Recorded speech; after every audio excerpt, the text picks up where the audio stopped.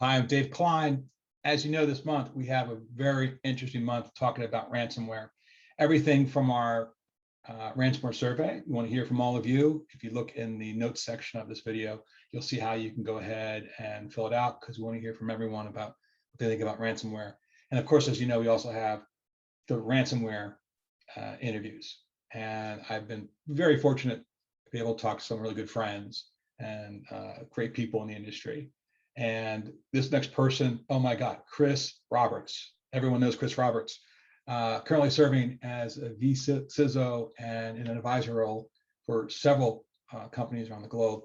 Most recent projects were some really cool stuff around deception and identity, cryptography, AI, and the services space.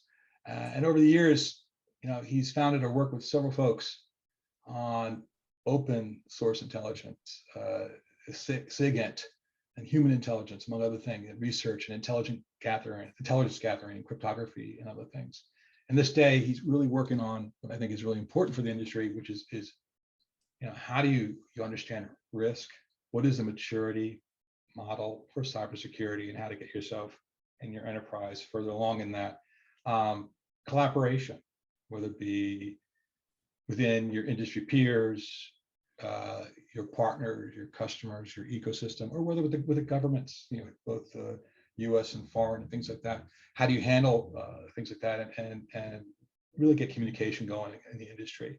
If you don't remember, I think most people do, Chris is the researcher who gained a lot of global attention in 2015, talking about aviation systems on planes and the idea from your seat, the entertainment system, that you may or may not be able to reach flight controls, and the ideas around, and very coherent and cogent ideas around true air gap situations, among other things, in airplanes and stuff like that.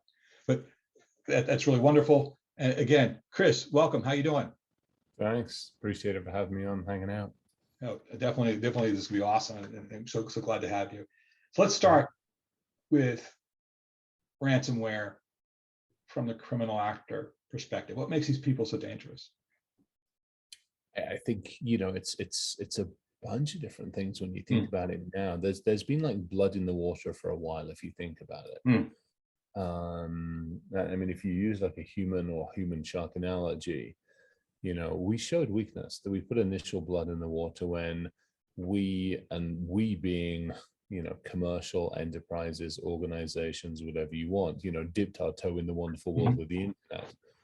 And you start looking at it, you're like, okay, it's great, it's a wonderful place, but the more we've put ourselves in there, the more things we do. And the fact that literally in many, many cases, the internet itself has become like the dependent system. You've now got a stage where if you go back several thousand years, we had the Silk Road.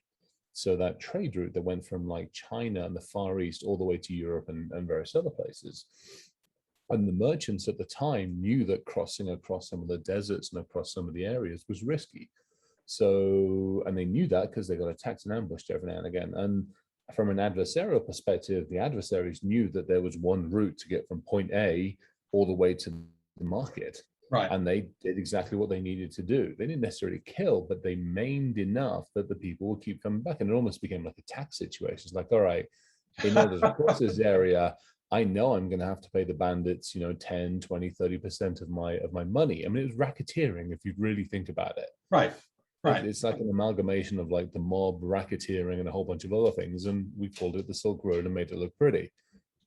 Right. And again, if they decimated them, if they killed them, yeah, they'd end the Silk Road. So the concept was they realized, take enough coin and make it clear that they're not getting around it, right? Yeah. And come back. I mean, if you think about it, it's harvesting.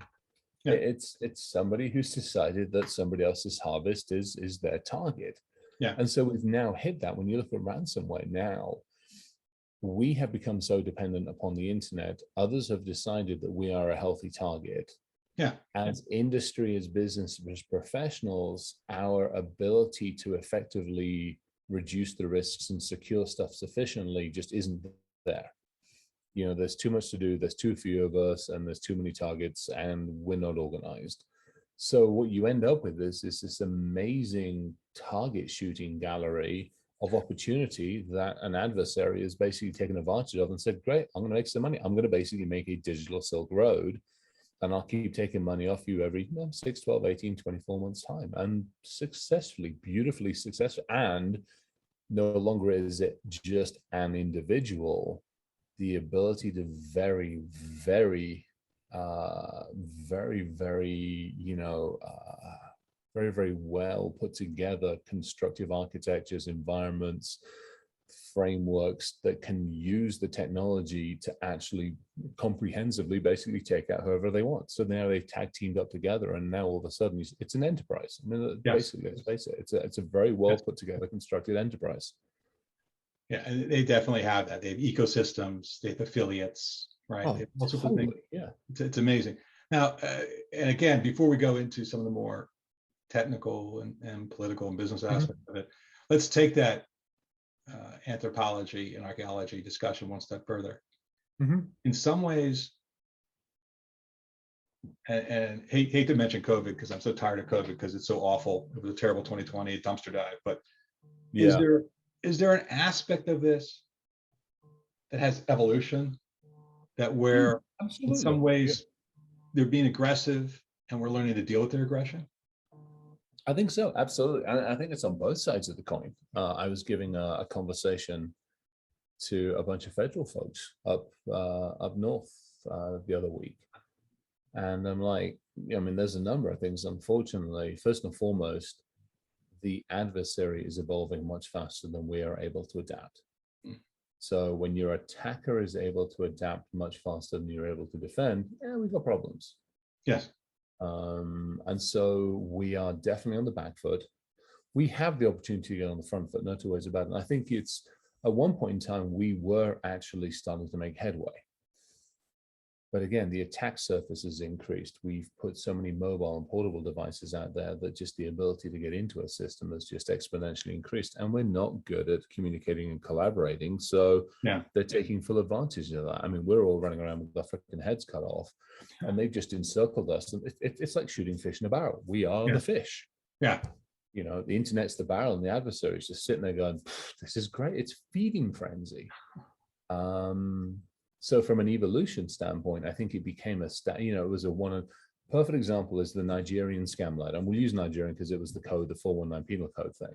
Right. So, and obviously it's no longer just Nigerian scam, but we all know it by the Nigerian scam letter.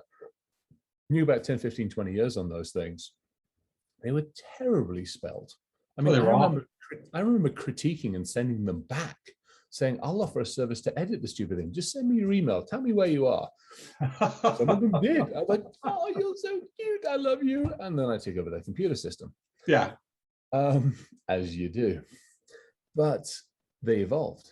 It went from a very, very targeted thing to a very dispersed thing to a much more eloquent thing to, Correct. You know, now we have so many variations of this that are no longer just, you know, your great uncle, your great auntie has died in the middle of, you know, BFG nowhere. Right. His money hit, you know, the evolution of those stories, the eloquence of those stories, the complexity, the way it's become basically a factory. Yes. That's evolution. I mean, we are, again, fisherman goes out, throws a pole in, gets a fish.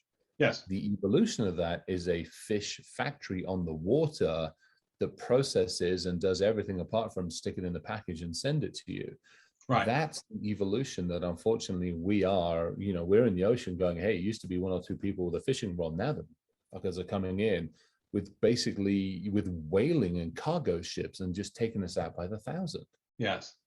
Yeah. It's definitely an exponential problem. It's gotten worse and worse. It's not pretty. No. You had this week also was very interesting. You had in Spain, they captured a bunch of Italian mafia people, the Naples or Napoli mob family, and they had taken spearfishing to the next level with invoices, right? Yeah. And after a lot of EU companies saying, hey, listen, can you please send that to this account, please, right? The idea of moving it from one account to another, which was a fictitious account that they take the money from. So it really has so much of that. So much. Or, I do an account takeover of company one. And this is where the third party thing is absolutely fascinating, because again, so many of those small to medium organizations have gone, oh, why would somebody go after us? I'm like, well, because you probably invoice, if it's a cleaning company, they're invoicing 100 people or 200 people, or whoever it is, Right. I'm like, okay, I'll take over your invoicing. Right. I will become your invoicing, and now and I'll add extra in, or we'll do servicing, whatever. And I'm going to use you as the mechanism to basically send the invoices out. And obviously I'll redirect the money and I'll take any profit until you figure it out. Right. It's not hard to do. And I think that's the other problem. Yeah. So starting tech, what are ways that we could start to solve these problems? I mean, unfortunately, something very unhuman, which is trust less and question more. And I think especially depends on where you are. So if we take a US centric approach for a second, you have, the East Coast mentality is kind of already there to some degree. There's a lot of questioning, at least if you go like northern states. Florida, unfortunately, they trust bloody everybody. Yeah. But you look at the Midwest, the entire Midwest, they're nice people. They're like nice. Yes. And unfortunately, nice people tend to trust first and ask questions afterwards, which from an adversarial standpoint is it sucks. I mean, it just makes my life so much easier. So we almost have to, we basically need 7.5 billion people on this planet to become instant cynics. I mean, if you think about it from a human standpoint, we need that, and we need the checks and balances. So Ryan Cloutier, an amazingly good friend, said, look, we could actually stop pretty much every single piece of this financial fraud by just having checks and balances. You got a SOX came into play many years ago because one person couldn't park and post. You couldn't take money in and give it out. Right. There was checks and balances. In the digital world, we've kind of gone back to that. Hey, I've got it all covered. And so the adversaries realize that and they take advantage of it. So if you actually had, let's face it, you and you send me an invoice and I'm like, I call you up and I go, hey, did you send this to me? The answer is going to be yes or no. I'm not going to call the bloody number on the invoice. Let's face it. I'm going to actually call you. Or let's say you're my boss.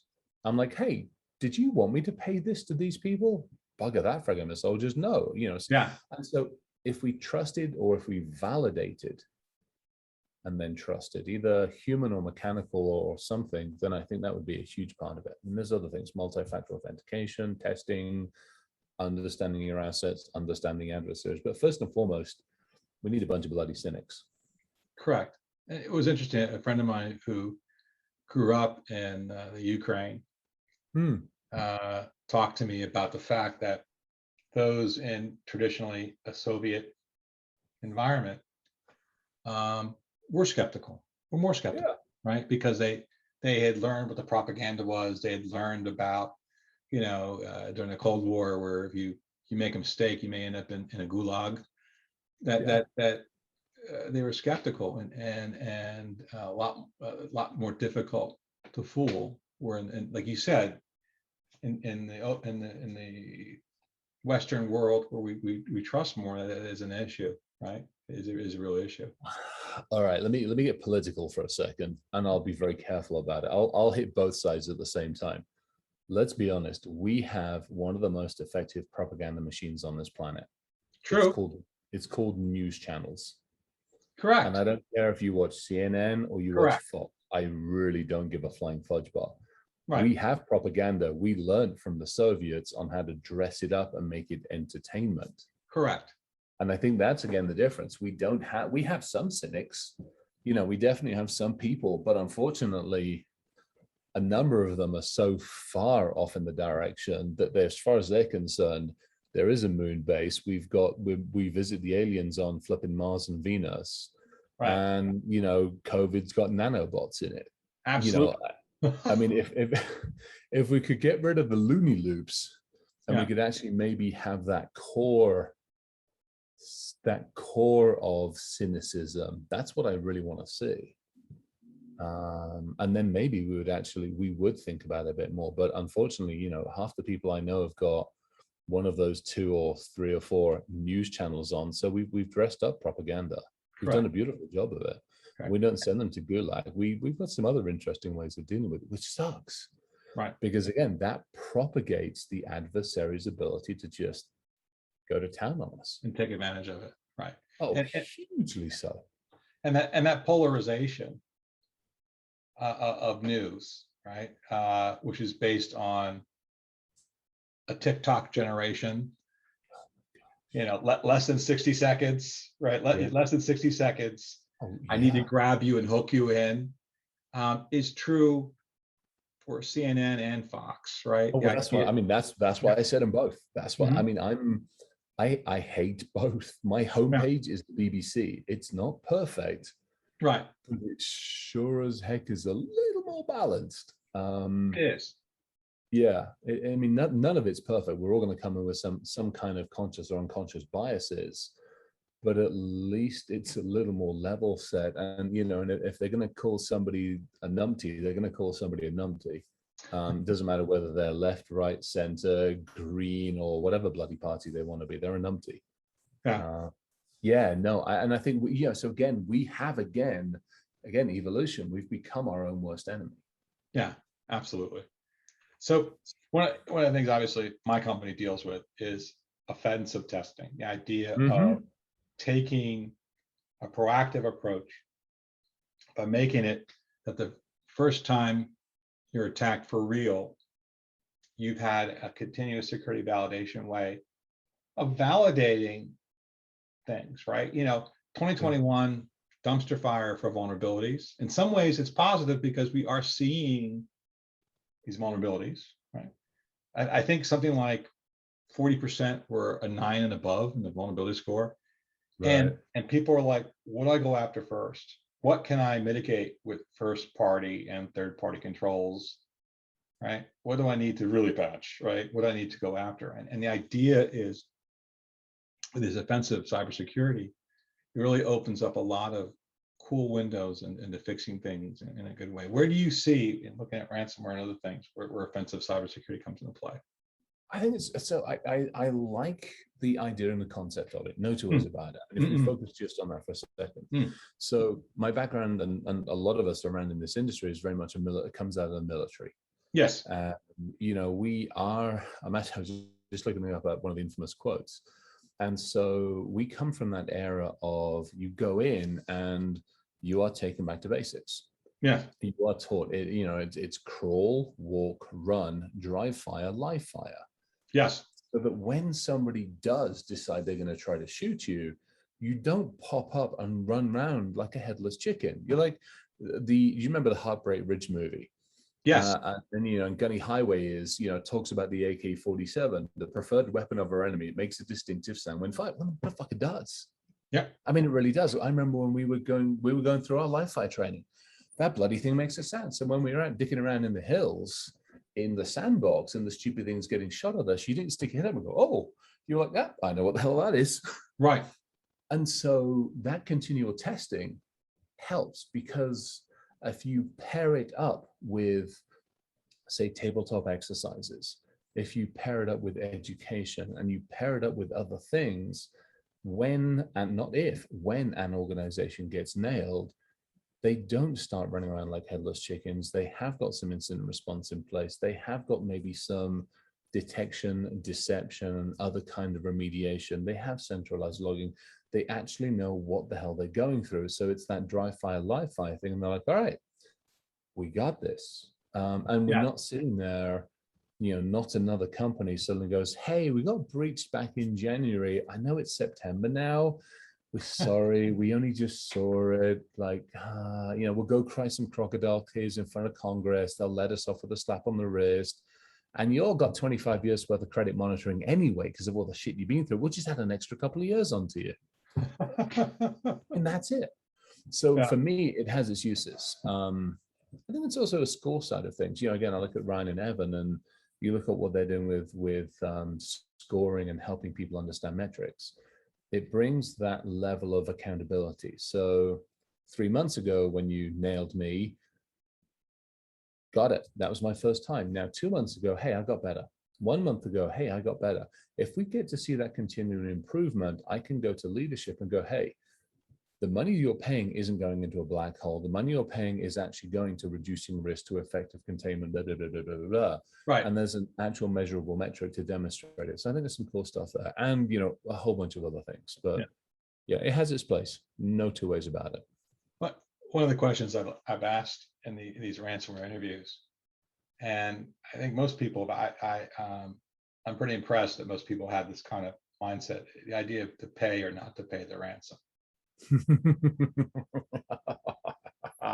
and for me, it's such a loaded question, but the key is you look at the idea in the past about vulnerability, pay to give me the vulnerability. I forgot what they call that. What's the name of that? Oh God, no. Oh, crying out loud, like Hack One and Bug Crowd and all those ones. Bug right. Stuff. But where you actually pay people to give you the vulnerabilities that they find, right? And I remember, and I've been around the block like you, where it was like you never do extortion. Right? Yeah, it's extortion. But now the bug bounties are here, and people understand. But to pay or not to pay, you have all these kind of like legislation, especially in the U.S., that's trying to make it illegal to pay, and there is even something in Congress currently about, how with some of the players, they'll go to Australia or New Zealand, they'll go outside the United States. For the ones the companies in the US, they go outside third party. Right, third party. And there's actually an act in Congress are looking at to make that illegal. And for me, it's not black or white about to pay or not to pay. There's definitely caveats. What's your thoughts on that? I'll go. So I'm actually going to take the happy middle ground on this one, which is there's caveats. And so, perfect example. I've had to coach a number of organizations through that kind of a ransomware mess. We were fortunate with one of them. They got in and nailed a couple of hundred computers, but they used the same key on every single computer, and they wanted like a couple of $100,000 per computer. But it's the same freaking key. I'm like, guys, fucking money. I know the feds told you no. I know, pay the money, because for $600 or $1,000 or whatever it was, you get the key. We get to unencrypt everything, which, by the way, doesn't give you everything back in the same way you had it. It's still going to be a shit show, but at least you still have all your stuff back. Correct. And you're not having to pay 600 to 1,000 times a couple of hundred computers. Correct. You're paying it once because the individuals in question, thankfully, didn't have the wherewithal to do everything else. So pay the freaking money, and then we'll spend the rest of the money on actually getting everything where it needs to be. So they paid. There have been a number of others. I mean, so here's the other thing. I hate the two-faced crap. I hate it when you get a company stands up and goes, we won't pay, and behind the scenes they're negotiating like crap. Right. And all of a sudden, miraculously, 24 hours later, hey, our systems are back on. You bunch. And again, so now you're setting that precedent. Now the adversary knows full well that you'll save face and you'll pay no matter what. I got you. I'm going to double dip the hell out of you. So I think it depends. You talk about continual testing. I don't know, backups. Yes. If you actually had a backup and the stupid thing was offline, like in a safe on a tape, then hell no, don't pay. Screw you. I'm going to get my backups out. And by the way, I'm going public. I'm going to go public and say, we got our asses hit. Shit happens. Sorry. Yes. We did this. And by the way, we had a backup tape, and here's all of your data. It's encrypted, and we're going to put it in, and we're going to restore everything, and we're going to find out where the fuckers got in, and we're going to do what we can to at least remediate the situation, et cetera, et cetera, et cetera, et cetera. And you've hit upon something that's really kind of important, right? We think about many companies, especially this year, not only, this is not a precedent, it's been all along. We've seen horribly thought out public relations. Horrible. And like you said, we're never going to pay. And then basically someone shows the cryptocurrency that the ransomware is paid through a third party, or this happens to everyone, ... But you know what? Right. And they don't say anything besides that. Versus using it to say, listen, this does happen to everyone, it happened to us. But guess what? Here's how we mitigated it. Here's how we minimized it. To all our customers, vendors, software as a service, all the people that rely on us, here's what we did for them. There's a way to do this.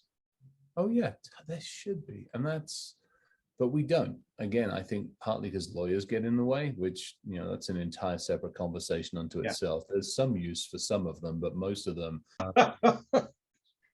might have to edit that a little bit, but It's okay. All right. Yeah, but I think that you have a very good point. And if you look at other things that companies deal with, sad things, horrible things, Yeah. like the worker goes to the parking lot to go home and is assaulted, or Yeah. a worker is working on a machine and loses an arm, or a product has a flaw. Traditional incident response, a lot of times you're like, hold the cards close to the vest. We need to really figure this out. But the difference in cybersecurity is, I don't think it's apples to apples. I think it's very different. And I think the most important thing is, especially in a cloud model and a software as a service model where we're all interconnected, right? There's a need to say, hey, listen, this happens to everyone. It happened to us. Here's how we minimized it. Here's what we're doing to help our people. Let's go take care of this, right? And it's important. I'll take it another direction, very similar, but slightly different direction. Think about it. I mean, I live in a neighborhood. I can throw a rock and hit, say, 7 or 8 houses around me. Yes. Now, let's say one evening, somebody breaks in to the house. Now, first and foremost, good luck. That'll be kind of fun for them, and even more fun for me and the dogs. It makes life interesting for a bit. But let's just say somebody manages to get in. And I take a trophy. I'll take a leg or I'll take an arm, and then bits of them manage to get away, whatever it is. But what am I going to do? Am I going to sit there and go, oh no, I'm not going to say anything? Or do I get hold of the 8 neighbors around me and go, hey, watch out. There's now a one-legged or a one-armed person that might try to get into you. You got to take a trophy. There's always has to be a trophy on the wall. And so you do this and you tell the 8 people, you don't wait for 6 months for the police and for this and the forensics. Right. Because, by the way, the police are going to come screaming to the door anyway with a cleanup and a mop and a bucket. But you do it in such a way that within a ridiculous short period of time, i.e. minutes or hours, everybody around you becomes aware of the situation. Situational awareness, back to the military world. One of the challenges that we have in our industry from an adversary perspective, I'm going to go knock on exactly the same door in every single one of the people in this neighborhood.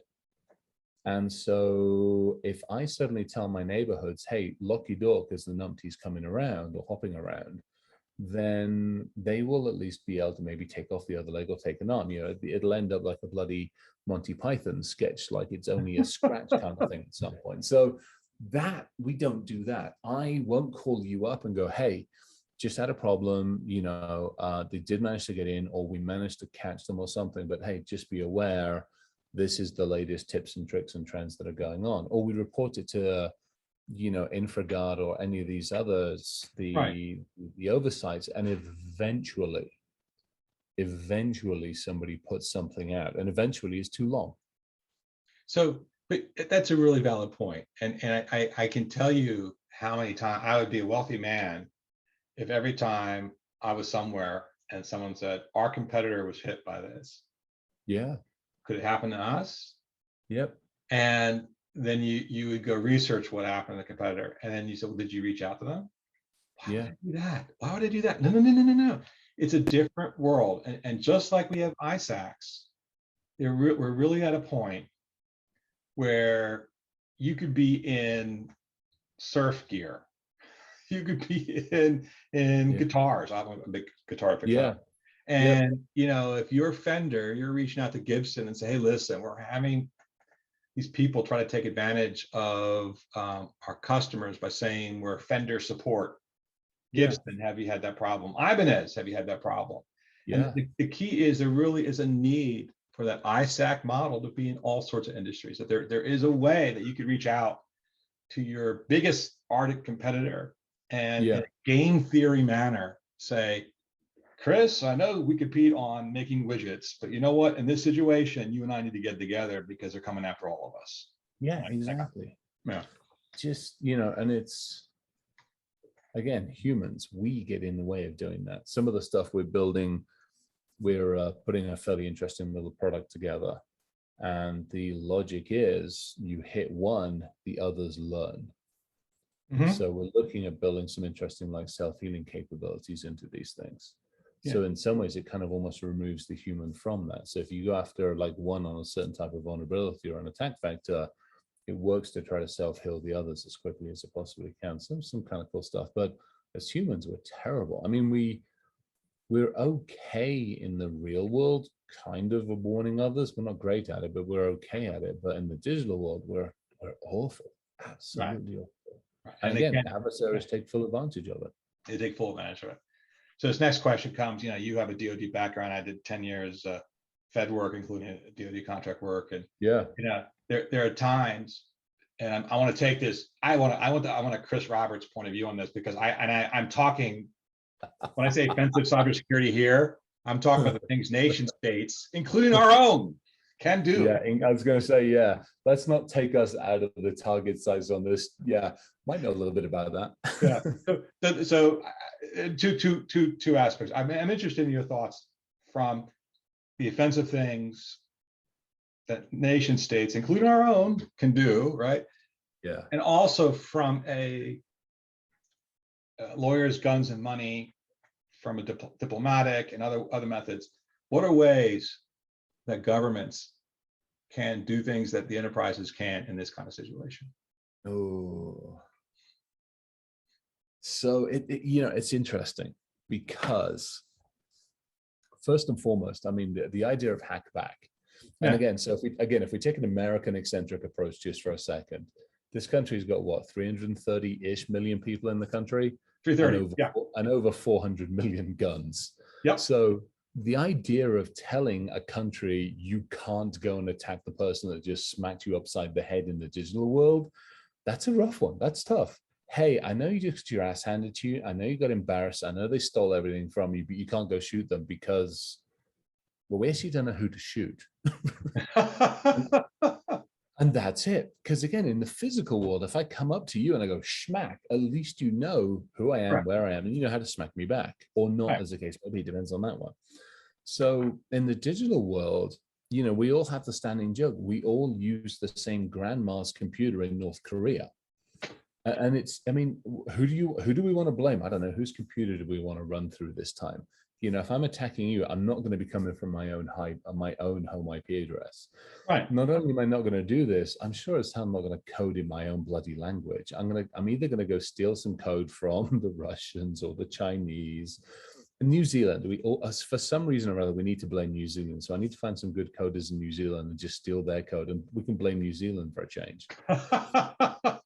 Seriously, nobody ever blames New Zealand for anything. They're nice people. They need to be blamed for something. So I think the next like half a dozen breaches need to emanate from some poor grandma's computer in the middle of freaking South Island or something. Freaking sheep farmer gets raided by like all the agencies because it's all their computer. But that's the problem.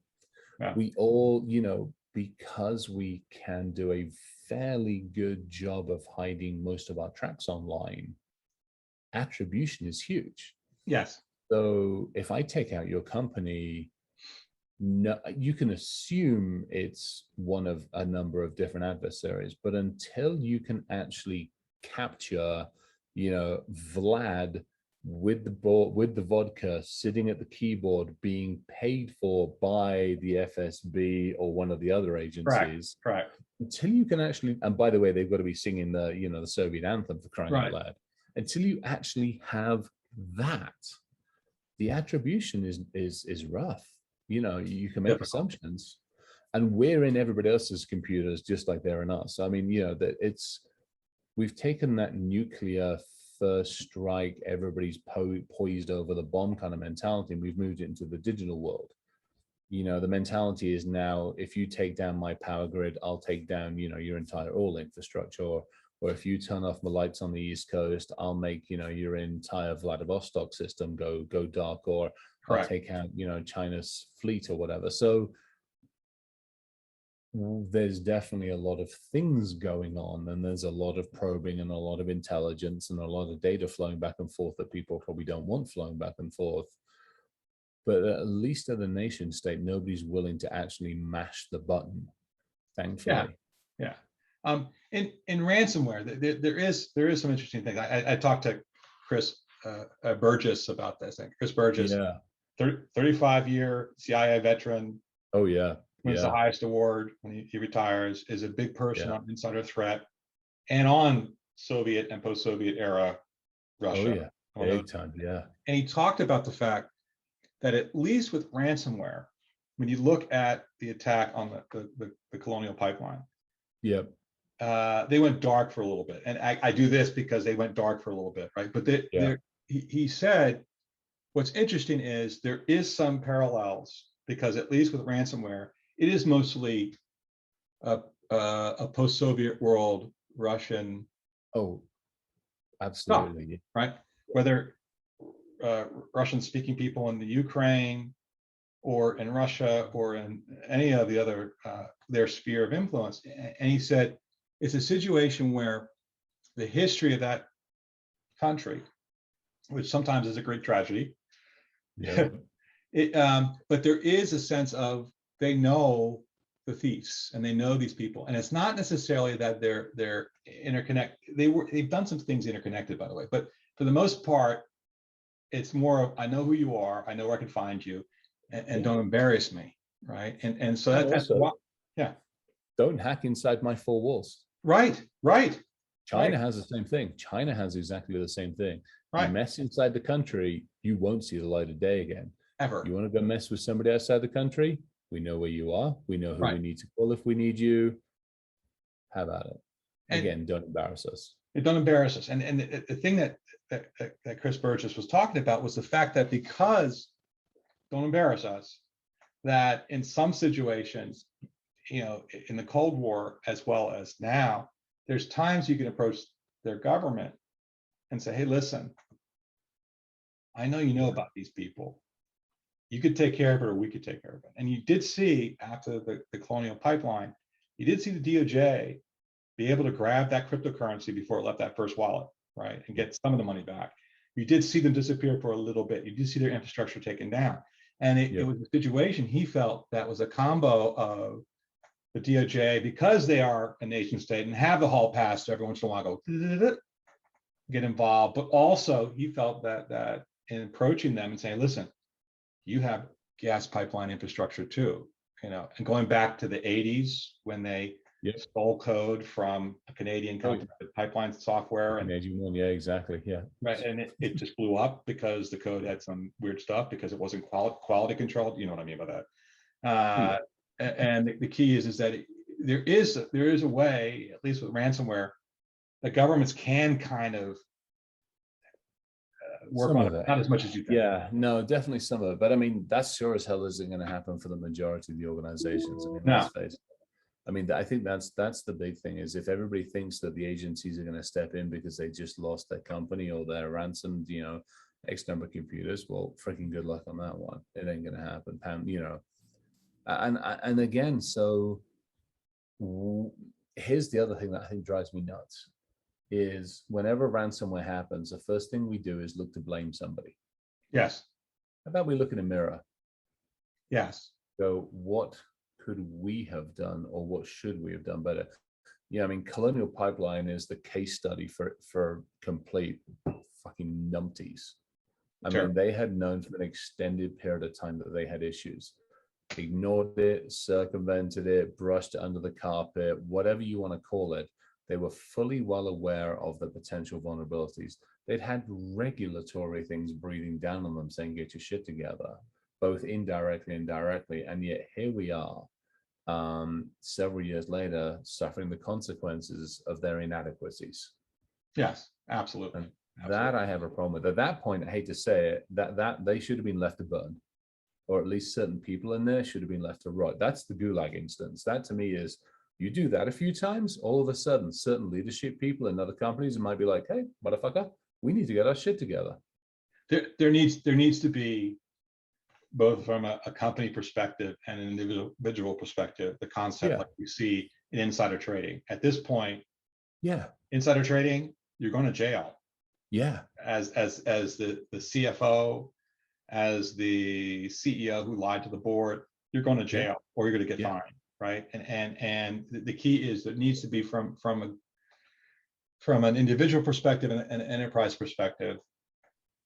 Accountability. Accountability. It all comes down to accountability, and we just don't have any of it. And again, from an adversary standpoint, full advantage. But you're right, and I think it's straight to jail.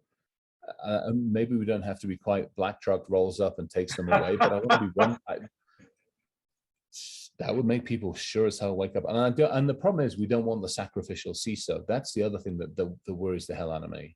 I had a fantastic conversation the other evening with a really, really good friend of mine who's recently, and I can't say too much because people will hone in on it. Yeah. A good friend of mine very recently who's taken up a new role as a CISO in an organization, huge organization, and they're in a shit show. Yes. And he's like, huh. And I'm like, And it's one of those where he, in this case, it's a he, not a she, he shouldn't be the sacrificial CISO. This is where I think we need to go, somebody needs to come in on the legal compliance side and say, okay, this is all the trails of what should have been done, needed to have been done, all the other stuff. This is where it ended, and this is who basically said we're not going to do it.